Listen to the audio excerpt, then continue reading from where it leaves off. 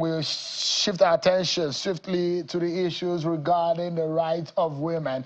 So, as the National Assembly planned a resumption of plenary, a coalition of women rights leaders and civil society champions are advocating the need for the speedy passage of the reserved seats for women currently before the 10th National Assembly, and they addressed a news conference today in Abuja. The spokesperson is a media personality, Chief Osasu Igbenedi Oguche, who says there is an urgent need to address the dwindling participation of women in politics through the passage of the bill, which aims to guarantee inclusivity for women. I'm being joined tonight by Executive Director of AMDI, Follow the Money, and the founder also of Follow the Money, Hamza Lawal, and of course the a women rights champion, Chief Osasu Igbenedi Oguche. Thank you so much, gentlemen and lady, for joining us tonight on the program. Thank you, Sean. Why should we have more seats, reserved seats for women? Why, Osasu? When women rise, nations rise. It's that simple. Look at Rwanda. There are 61% of women who make up the parliament. Their economy is thriving because of that. Their healthcare indices have improved, their education has improved, and the overall well-being of Rwandans as well. So this is common sense for us. Do you have a fear that this bill might not see the light of day, considering the history of bills relating to women in the National Assembly? No, I don't. This bill is different.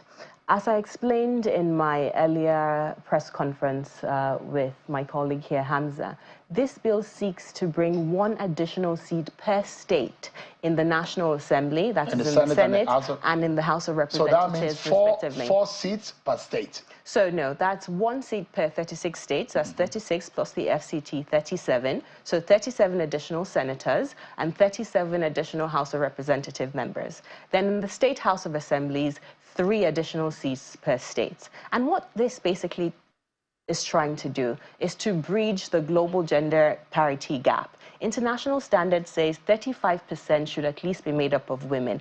In Nigeria, we have an abysmal record of 3.8% of parliamentarians who are women in the 10th National Assembly. This has to change. Statistics show that $22.9 billion can be added to our economy just by involving women in decision-making. This is according to the World Bank. So this is a no-brainer. This is an investment that Nigerians need to make, and we're demanding for the passage of this bill. The President needs to support it. Our leaders need to support it. Our parliamentarians need to pass this bill, and citizens and the media as well need to demand for it. Yeah, we will understand your bias because you're a woman too, fighting for the right of, but what is Hamza's own concern in this case? I know you are a woman's man. That's on the lighter note. But Hamza, why should we have more women in governance? So first, it's important to state that if not for my mother, I would not be here.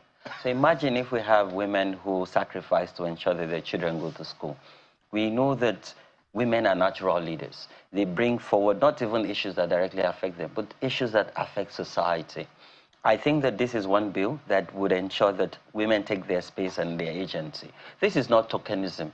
This also means that women will put in the work, because if you look at this bill critically, it does not mean that because it is reserved that it's a walk in the park. No, it means that women will contest among themselves, and it will provide them an equal playing ground. You and I know that internal party politics does not guarantee fairness for women and equity in our polity. We believe that this would also ensure inclusivity and will bring about peace. We need to see more women in the helms of affairs, in the hands of, in the leadership of Nigeria. Imagine that young girl in various primary school and secondary school. If they see more women, they would also have hope that truly Nigeria is ready.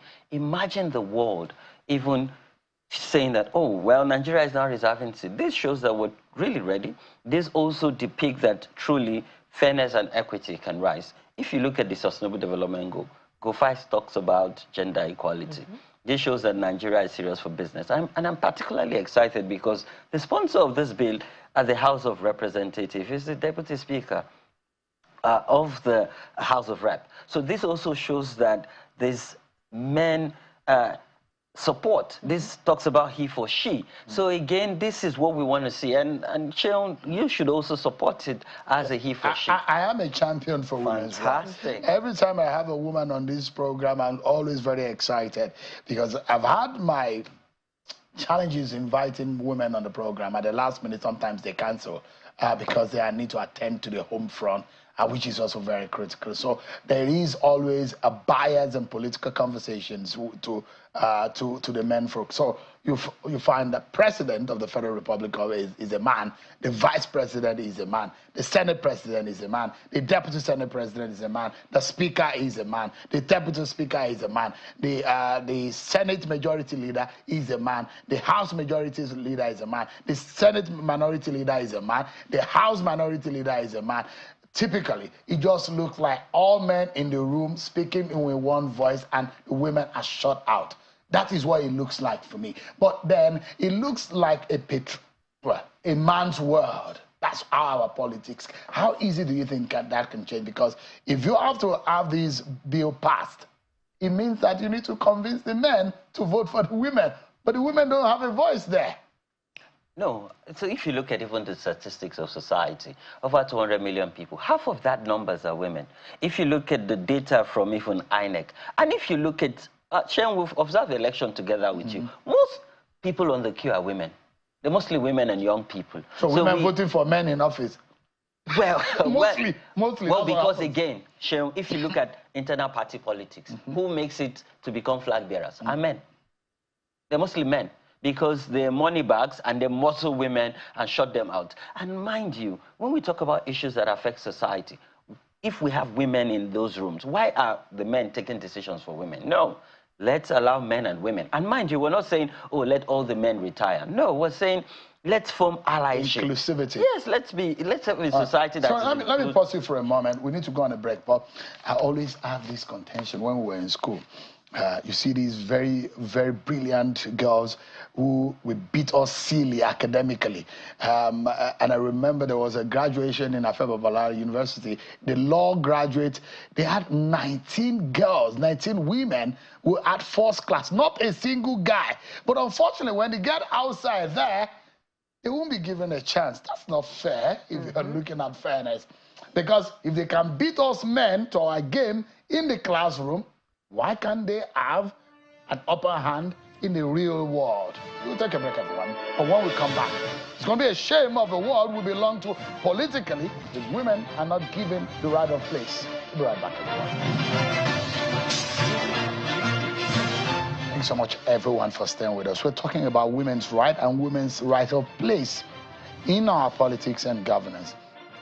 Is it perhaps the reason why we've seen some failures in some sectors of governance because there are no women there? Look at the statistics that tells us that in the 10th National Assembly is a woeful and a poor outing for women. In the 10th Assembly, we have women occupying only 3 out of the 109 seats. It represents only 2.7% abysmal in the Senate, and 17 out of the 360 seats in the House of Representatives. In fact, in terms of the number, they are better, 4.7.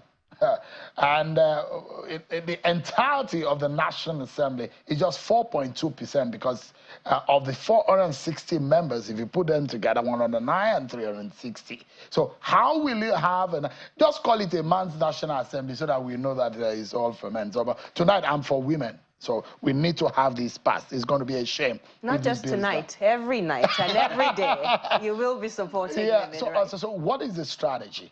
And there are those who will say, well, it might be a cultural thing that women are always. We've had a president who said his wife belonged into the kitchen and the other room. So, but we do know that women deserve more. Exactly. And they have a voice to be represented. Yes. We have a president who was a former senator.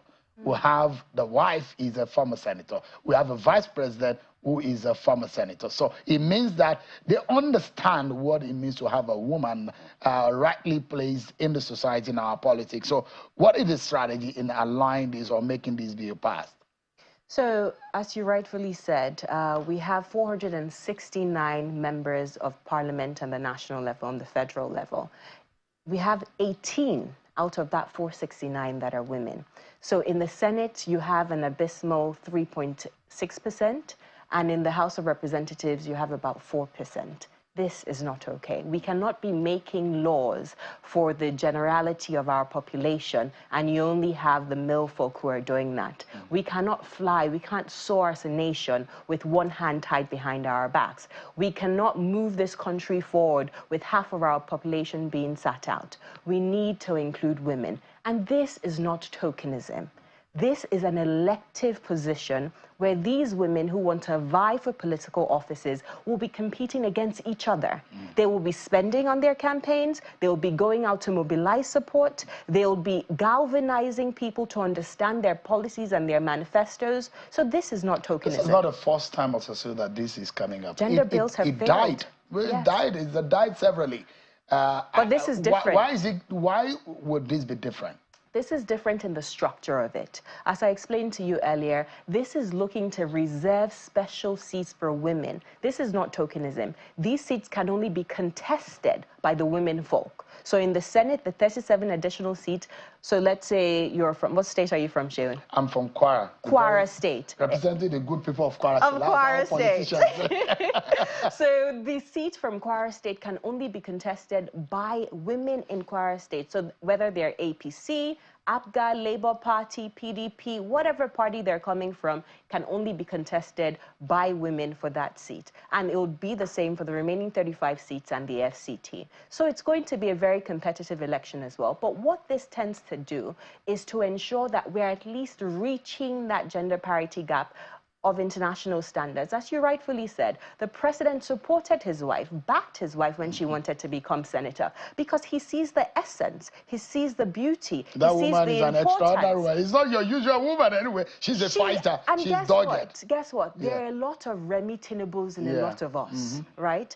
She became the senator, she represented her people, she stood up for her rights, she spoke, and she spoke intelligently, she showcased her prowess as a woman, and there are a lot of women out there who can do the same if they are given a chance. But when you have a rigged electoral system or a rigged party system that doesn't even allow women emerge victorious, even when they win the ticket, then you can't even talk about fairness my and worry equity. now, Hamza, is that even if you look at the federal cabinet, out of about 48 ministers, you have less than 10 women. It's about 7 of them. That is appointed. And I'm worried about the atmosphere, whether or not there is the political atmosphere and whether or not the stratosphere is actually in favor of women.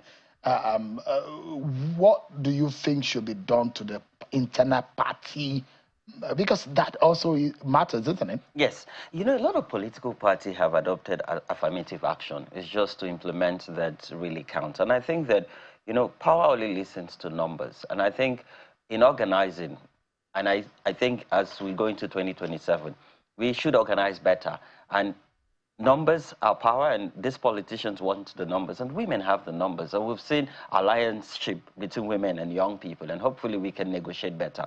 But the exciting part about, you know, this reserve seat is I am confident that the Senate President, the Speaker of the House, would support it. And mind you, this is part first and second reading. It's now in the committee stage, and by next month, there will be public hearing. And that's why we're starting this campaign, to galvanize that support, so that on the day of the public hearing, we're going to storm the National Assembly and say, this bill is for the people. We're already organizing at the grassroots. Because, you know, we're trying to alter the Constitution, so it's still going to go to the State Assembly. So we're already organizing, we're already mobilizing, and most importantly, educating people, you know, to support this bill and vote yes for it. And we're confident it's going to, in short, we're even much more confident that once it's passed, the president will sign it. We would not delay. So let me tell you, breaking news. I'm going to announce my ambassadorial position for this. I'm going to lend a voice in ensuring that this goes. It's up to the lawmakers at in the center and at the state level. But I am going to be an ambassador for the rights of women, a rightful place of women in our politics and governance. And one person will know just how important a woman's voice can be. Your parting shot in these conversations. So where do we go from here? we need to call out all the first ladies, or the deputy governors. Some of them are women. We need to call out Mrs. Oluremi Tinubu, call out the president, call out the vice president and their wives to say, this is the time to rise for women. Thank you, Sharon, and we truly do appreciate your support. We will be leaving this with you. So all the politicians that come on this program, you speak to them about this bill. They need to hold this placard and also make sure their actions are aligned with what this says, which is, I support the reserved seats for women's bill. My message is clear. To the National Assembly, pass the bill. To our political leaders, support the bill. To the media, to the citizens, demand for the passage of this bill. Hamza, your parting shot. For our religious and traditional leaders, this is one way to ensure that we integrate peace into our conversation, because women represent peace and justice. I know some very fabulous women out there.